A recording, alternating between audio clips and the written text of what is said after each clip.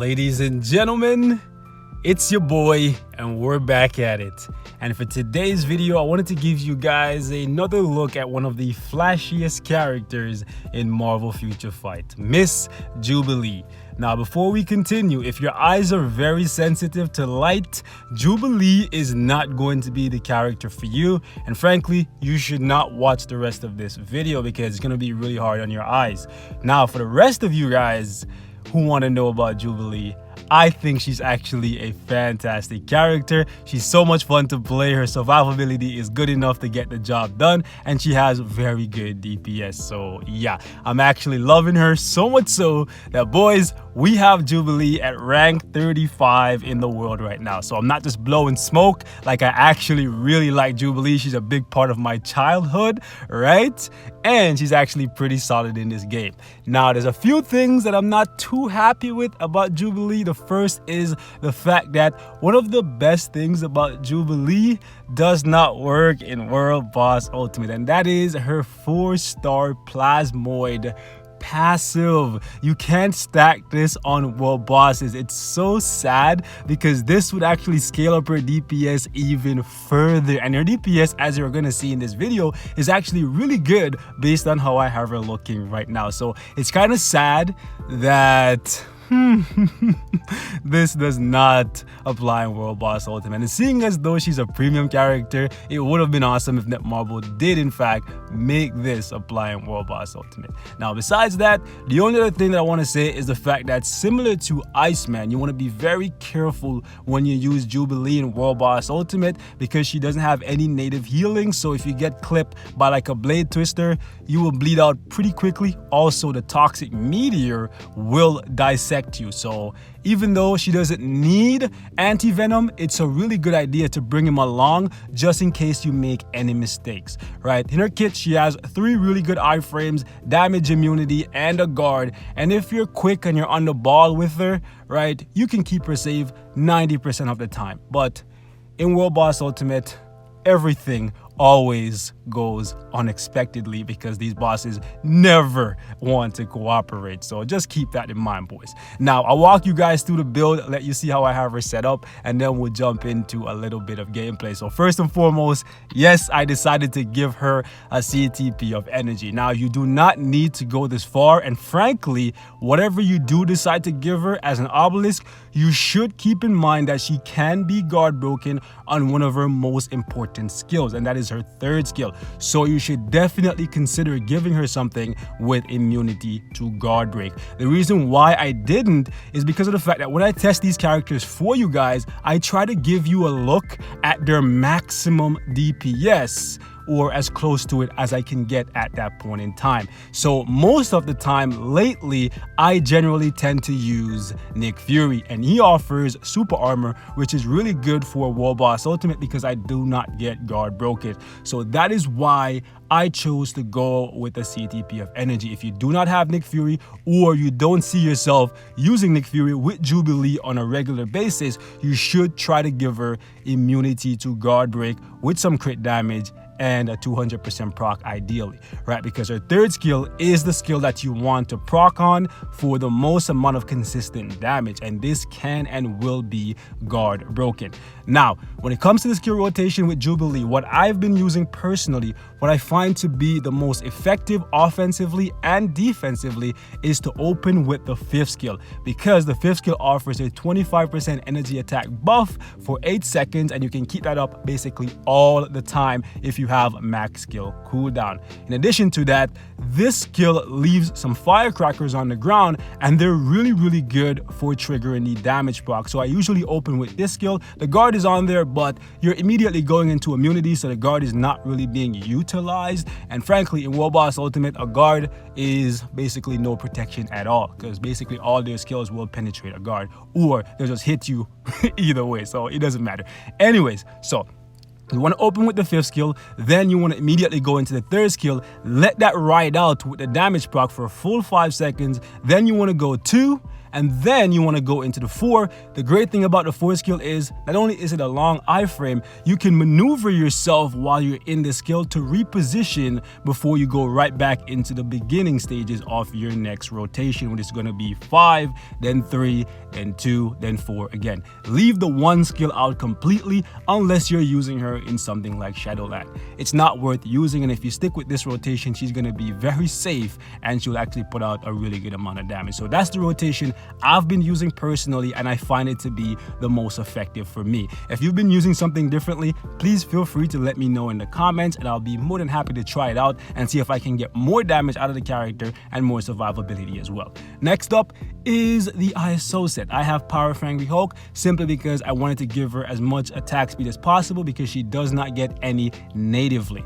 Next up is the Urus. Yes, boys, we actually spent a lot of gold and we got her rocking some 5-star Urus, and we got 3 slots with 4 amplified, and the first slot actually has all 5 amplified. This cost me a lot of gold, but it's a mixed bag here with energy attack because obviously she's an energy attacking character. Then we got 4 for critical damage, 4 for critical rate, and 1 for ignore defense, simply because none of her skills are offering her additional crit rate or crit damage, and on her gears, like natively, she does not get any ignore defense. So no matter how high your ignore defense is coming from your cards, you're still going to need to give her at the very least 1 ignore defense Uru. For most people, you're gonna need to give her at least 2. The reason for me I only have to give her 1 is because my ignore defense is a lot higher than it should be right now, but I'm working on that. So this is what the stats look like as a result. She's definitely going to need a uniform sometime in the future to cap out all of these stats, but for now this is as close to the maximum as I can get, and I'm very happy with it because, like I said, I have a lot of love for Jubilee. So rank 35 in the world, even though I probably won't be able to hold this indefinitely, the longer I can hold it, the happier I will be. But I'm sure as soon as there's a ranking event going on for her, I'll drop to like maybe 200 in the world. And even that would still be very, very, very good for me. Anyways, boys, let's jump into a little bit of gameplay so you guys can see what Miss Jubilee's performance looks like. So first and foremost, we're going to go up against Cull Obsidian because this guy is a nightmare, and we're actually going to do stage 39. You guys may think 39 is not that high, especially since she's a premium character, but I think 39 against Cull Obsidian is pretty impressive for a level 60 character. That's just my 2 cents. Now we're going to go ahead and run with Anti-Venom here because of the fact that I'm probably going to have some fun with her and I'll make a few mistakes here or there, and I don't want her to die in this video.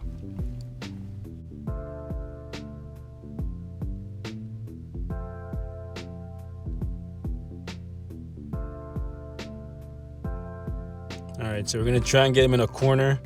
Ideally, this is the best place because you wanna try and get him to stand on the firecracker to give you extra damage in addition to what you're getting from channeling the 3rd skill.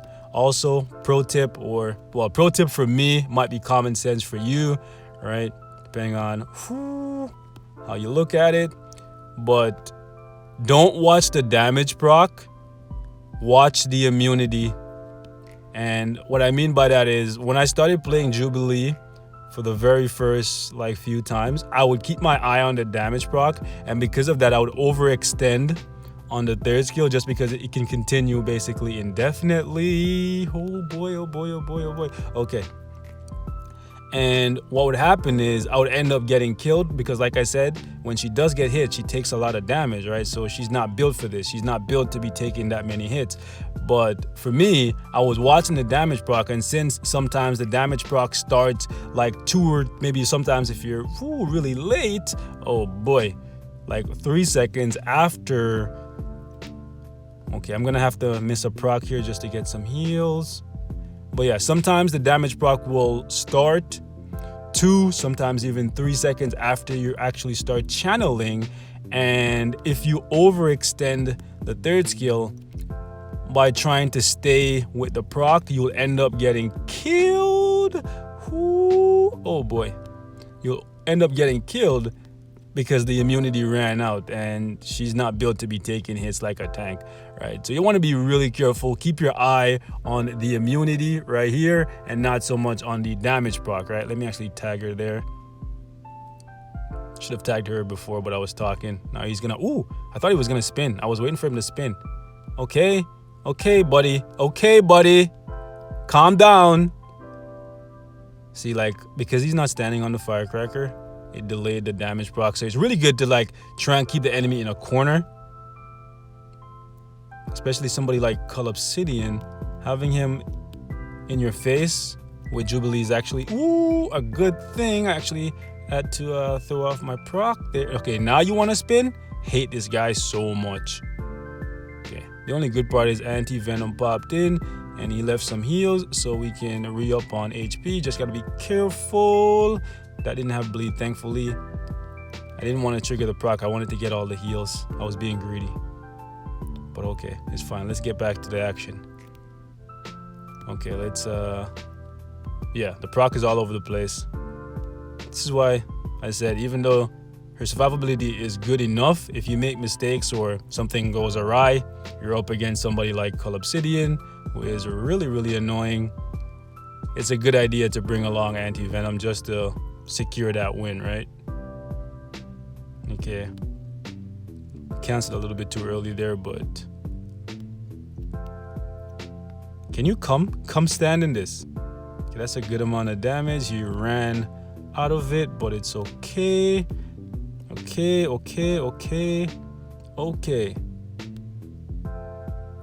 Why does that remind me of a Drake song? Oh, that's whew. Hold up, let me actually focus on what I'm doing and not get myself killed. He's standing in that thing, which is great for business, but my proc, where you at? There we go.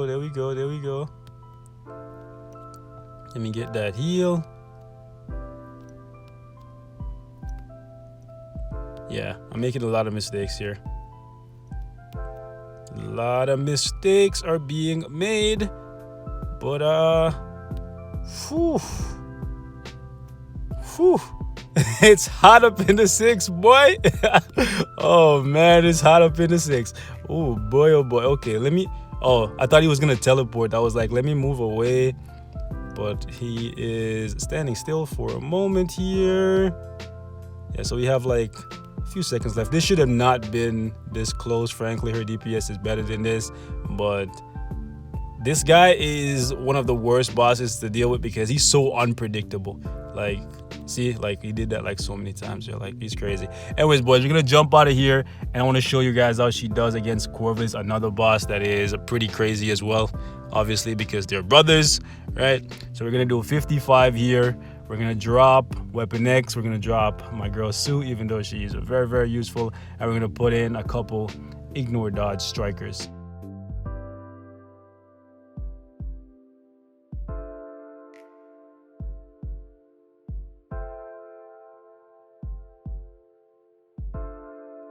All right, let's see if we can get this guy to be cooperative.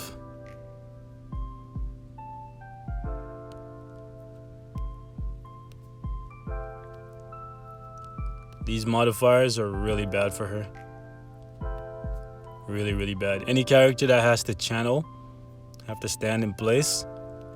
The Toxic Meteor, definitely a bad matchup for them, especially if they are really squishy by nature, and they also don't have built-in heals. So having to deal with the Toxic Meteor and the Blade Twister on the same stage, it's bad business for her. Bad business for real. So we might struggle a little bit here, that's for sure. Also have to watch out for the Purifying Wind, because if that stuns me and then this guy stabs me, and really, this guy starts blitzing the freaking map already. Okay, I see poison on me. Thankfully it's no bleed though. Come on, get some of this action. There you go, get some of it.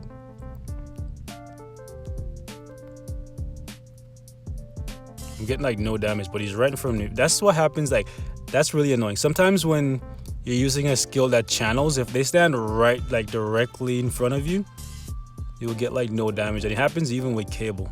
And sometimes like they'll go behind you and your character won't turn around, but if you try to turn them around, then they'll just stop channeling their skill.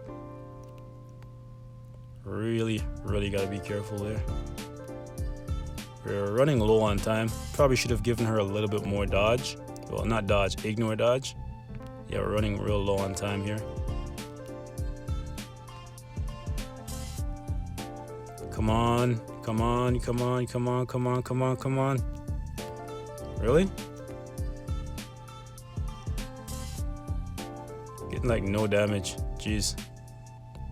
I'm pretty sure she can do this though. Probably shouldn't be running through fire like that. Because if anti-venom doesn't drop me any heals, I'm gonna be in a whole lot of trouble. Just kill her. Yeah, go kill her. Fire your thing after her and stuck on that. No. Do not iframe. Stand in. Yes, stand in it. Embrace it.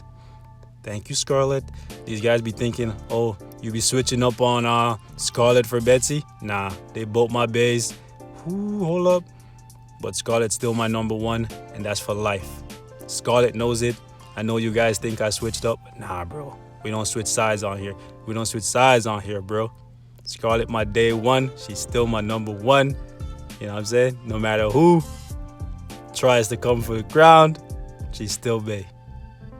Woo, hello. Oop, let me actually tag her out so she doesn't bleed out. Woo, that was bad business. See, the damage looks real nice right now. Real nice. It's pretty. Let me actually, whew. I was gonna say iframe to avoid the blade twisters, but I ended up activating the proc early, which sucks. But at least we didn't die. Oh, this guy. Okay, now he's doing extra stuff. He's gonna blitz the map. Let's actually bring out Fury. Should I let Fury die? Nah, we won't let Fury die. So we're just gonna have to run down the clock here. Get rid of these little summons. Go away. Thank you. Go away. Okay. Now, one thing you guys will notice a lot, and you probably noticed it by now, I never stand in the bubble. Let's actually not clear this. I just wanted to let you guys see what she can do. Anyways, so one thing you may have noticed during that fight is the fact that every time I use Nick Fury's 5th skill, I never stood in the bubble because of the fact that any character that has immunity, if they stand in that bubble will actually override their immunity, and instead of giving them 5 seconds or 3 seconds or however many they have, it will actually override that. Since it's a refreshing buff, it will actually override their immunity with the 1 second that that guard or shield offers. And then as soon as that shield disappears, their immunity is gone along with it. So that's why you guys notice I would buff with Fury, but then I would immediately move somewhere else when I used her 3rd skill. But anyways, boys, I'm gonna wrap it up right here. Thank you guys so much for watching. Just wanted to give you guys another look at Jubilee now that we have her at rank 35. If you guys want to see more gameplay with her, please feel free to hit me in the comments. As you see, we have her at 100%. So as soon as I decide it is time, we're gonna get her to level 70. But I'm gonna hold out for a few more days, see if we can get lucky with G and Grace potential. No luck so far though, boys. But it is what it is. Just comes with the game. RNG. Gotta love it. Anyways, man, just gotta keep believing in Wanda, and she'll keep on blessing me. I'm out. Peace.